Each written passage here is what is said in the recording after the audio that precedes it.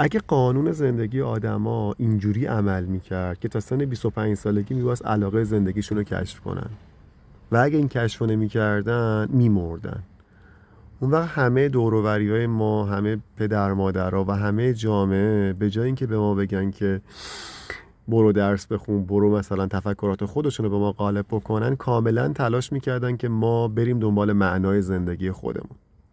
اینو تصور بکنید، آدما در واقع هم همینن.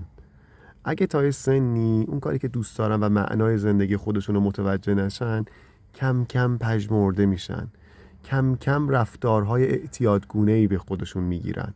اعتیاد به سکس، اعتیاد به مواد مخدر، اعتیاد به کار، اعتیاد به پول درآوردن، اعتیاد به هر چیز دیگه‌ای که ما فکر میکنیم ممکنه ظاهر خوبی هم داشته باشه، اما در واقع یک رفتار اعتیادیه. واسه اینه که من اون کاری که دوست دارم و انجام نمیدم، در راستای اون معنایی که واقعاً باعث رضایت من میشه در زندگی، در راستای اون مسیر نیستم.